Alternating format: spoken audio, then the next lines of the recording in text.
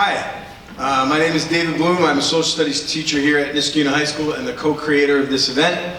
Welcome to the 7th annual Evening in History. The times they were indeed a-changing, and that will be our larger theme as we explore the late 1960s. Through historical speech and song, our goal is to educate, to acknowledge, to inspire, to reflect, and most of all to tell a story of a time and place. Many thanks to the students, faculty, and staff who you will see and hear this evening. I'd like to personally acknowledge the work of Mr. Brian O'Connor, creator of the slideshow and head videographer, and just everything basically. Mr.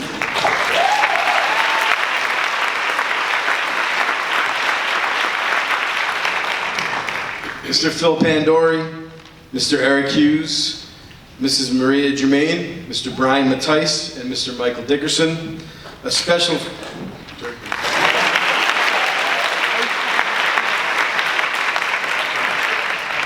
thanks from me to my fab, righteous, and groovy co-creator, Mrs. Christina Catalano.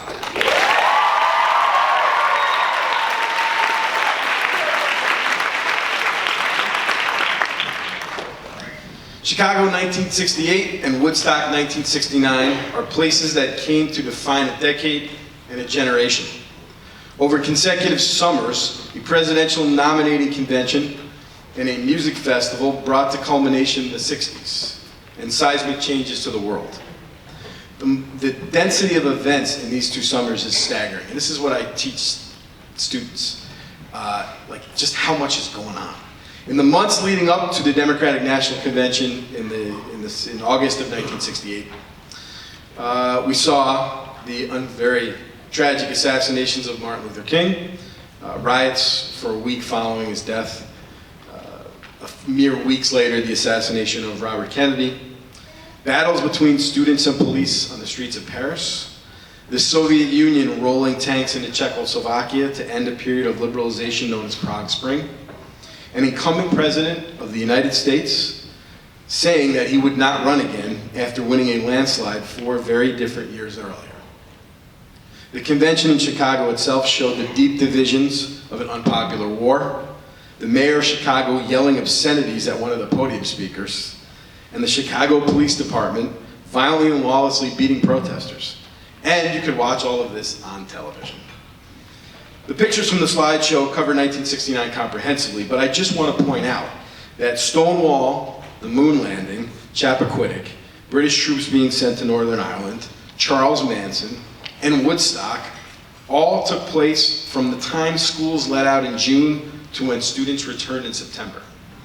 So what was that like, walking in? Hey, anybody read the newspaper or watch TV this summer? The vanguard of the times in those summers were the youth. Young men and women born after the Great Depression and World War II, growing up in a world where they were under constant threat of nuclear annihilation, where television in their homes showed them the world in real time. Stepped forth to bravely challenge their parents, their schools, and their government. So how much of a difference did they make? How much did they change the status quo?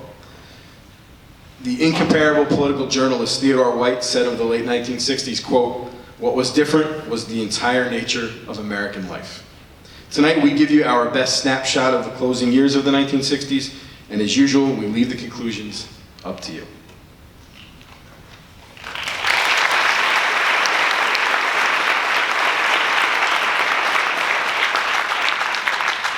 A quick word, there will be, in each section, there will be a piece. We have, unfortunately, some ill students, so there will be a few pieces I'll be missing from each section.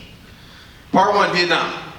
2 years after Woodstock, a 28-year-old decorated veteran named John Kerry, future Secretary of State, testified before the Senate Foreign Relations Committee. Kerry said in part, quote, "How do you ask a man to be the last man to die in Vietnam? How do you ask a man to be the last man to die for a mistake?" 4 years later, the North overran American positions in the South, and the last Americans left Saigon. More than 50 years after 58,315 Americans and at least 1 million Vietnamese have paid the ultimate price, we are still grappling with Kerry's questions.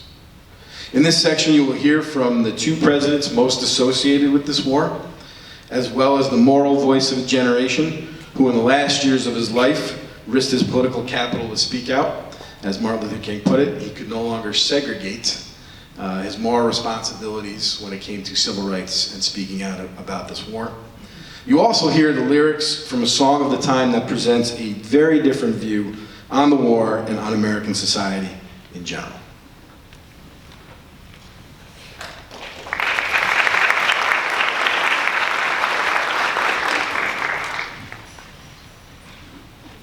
Why are these realities our concern? Why are we in South Vietnam? We are there because we have a promise to keep. Since 1954, every American president has offered support to the people of South Vietnam. We are there also to help strengthen world order. From the globe, from Berlin to Thailand, are peoples whose well-being rests in part of one belief that they can count on us if they are attacked. To leave Vietnam to its fate would shake the confidence of all these people in value of an American commitment and the value of America's word. The result would be increased unrest and instability, and an even wider war. We are also there because there are great stakes in the balance. Let no one think for one moment that retreat from Vietnam would bring an end to this conflict. The battle would be renewed in one country and then another. The central lesson of our time is that the appetite of aggression is never satisfied. To withdraw from one battlefield just means to only prepare for the next. In recent months, attacks on South Vietnam were stepped up. Thus, it became necessary that we increase our response to make attacks by air. This is not a change of purpose. It is a change of what we believe that the purpose requires. We do this in order to slow down aggression. We do this to increase the confidence of brave people of South Vietnam who have bravely borne this brutal battle for so many years with so many casualties. And we do this to convince the leaders of North Vietnam and all who seek their share of conquest of a very simple fact. We will not be defeated, and we will not grow tired.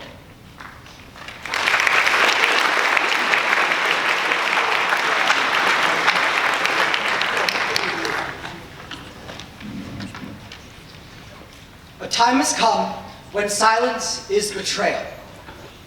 That time has come for us in relation to Vietnam.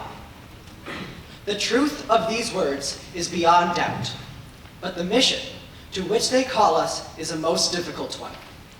Even when pressed by the demands of inner truth, men do not easily assume the task of opposing their government's policy, especially in time of war.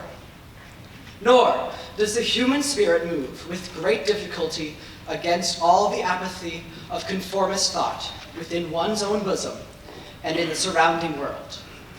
Moreover, when the issues at hand seem as perplexing as they often do in the case of this dreadful conflict, we are always on the verge of being mesmerized by uncertainty. But we must move on. Some of us who have already begun to break the silence of the night have found that the calling to speak is often a vocation of agony. But we must speak. We must speak with all the humility that is appropriate to our limited vision. But we must speak.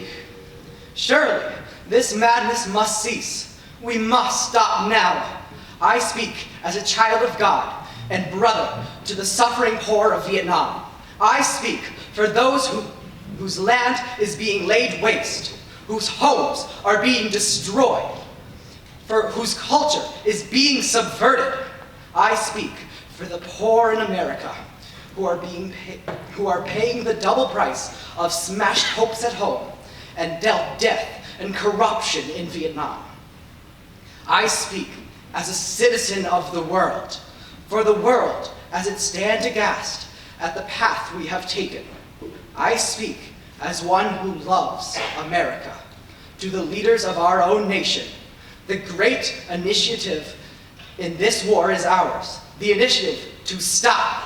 It must be ours. We still have a choice today: non-violent coexistence or violent co-annihilation. We must move past indecision to action. We must find new ways to speak for peace in Vietnam and justice throughout the developing world, a world that borders on our doors.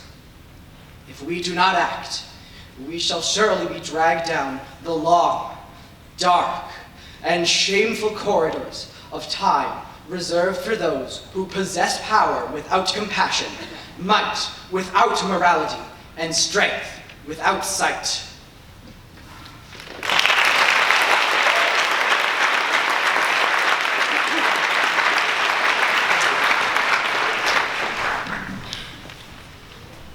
We don't smoke marijuana in Muskogee. We don't take our trips on LSD. We don't burn our draft cards down on Main Street. We like living right, being free. We don't make a party out of lovin'. We like holding hands and pitching woo. We don't let our hair grow long and shaggy like the hippies out in San Francisco do.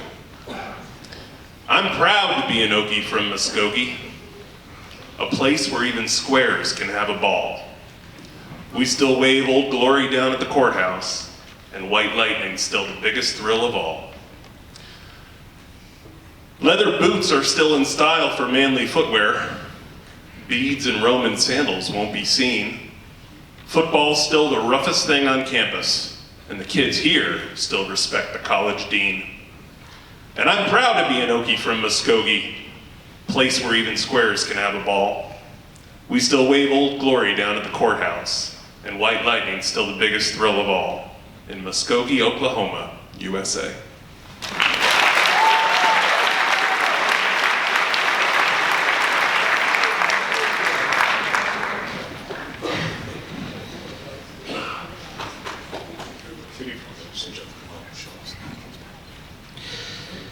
Good evening, ladies and gentlemen. In San Francisco a few weeks ago, I saw demonstrators carrying signs reading, "Lose in Vietnam, bring back the boys home." Well, one of the strengths of our free society is that any American has a right to reach that conclusion and to advocate that point of view. But as President of the United States of America, I would be untrue to my oath of office if I allowed the policy of this nation to be dictated by the minority who hold that point of view and who try to impose it on the nation by mounting demonstrations in the street. For almost 200 years, the policy of this nation has been made under our Constitution by those leaders in Congress and the White House elected by all the people. If a vocal minority, however fervent its cause, prevails over reason and the will of the majority, this nation has no future as a free society. There are powerful personal reasons I want to end this war. This week, I will have to sign 83 letters to families of loved ones of men who have given their lives for America in Vietnam.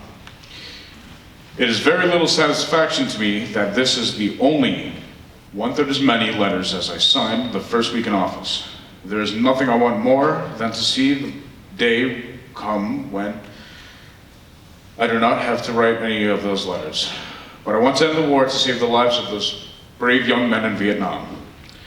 But I want to end it in a way which will increase the chance that their younger brothers and their sons will not have to fight in some future Vietnam someplace in the world. And so tonight, the great silent minority of my fellow Americans, I ask you for support. I pledge in my campaign for the presidency to end the war in a way that we could win the peace. I have initiated a plan of action which will enable me to keep that pledge. The more support I can have from the American people, the sooner that pledge can be redeemed. For the more divided we are at home, the less likely the enemy is to negotiate at Paris. As president, I hold the responsibility for choosing the best path to that goal and then leading the nation along it. I pledge to you tonight that I shall meet this responsibility with all the strength and wisdom I can command in accordance with your hopes, mindful of your concerns, sustained by your prayers. Thank you. Good night.